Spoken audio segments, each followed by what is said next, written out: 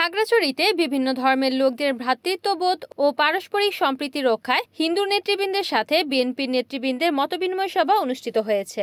এই উপলক্ষে সনাতন সমাজ কল্যাণ পরিষদের কেন্দ্রীয় নতুন আহ্বায়ক কমিটি ও সনাতনী নেতৃবৃন্দের সাথে সৌজন্য সাক্ষাৎ করেছেন কেন্দ্রীয় বিএনপির সহ কর্মসংস্থান বিষয়ক সম্পাদক, খাগড়াছড়ি জেলা বিএনপির সভাপতি, সাবেক সংসদ সদস্য ও পার্বত্য চট্টগ্রাম উন্নয়ন বোর্ডের চেয়ারম্যান ওয়াদুদ ভুইয়া। মতবিনিময় সভায় উপস্থিত ছিলেন খাগড়াছড়ি সনাতন সমাজ কল্যাণ পরিষদ কেন্দ্রীয় কমিটির আহ্বায়ক প্রকৌশলী নির্মলকান্তি দাস, সদস্য সচিব অশোক মজুমদার, সনাতন সমাজ কল্যাণ পরিষদের সাবেক সভাপতি অ্যাডভোকেট বিধান কানন গো, জেলা বিএনপির সিনিয়র সহসভাপতি প্রবীণ চাকমা, জেলা বিএনপির সাধারণ সম্পাদক মোহাম্মদ এম.এন. আফসার প্রমুখ।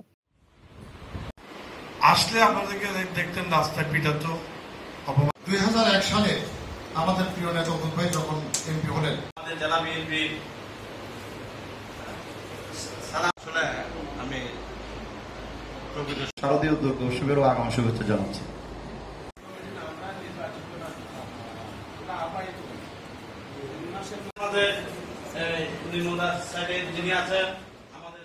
রিপোর্ট করেছেন খাগড়াছড়ি প্রতিনিধি বিপ্লব তালুকদার, NN টিভি।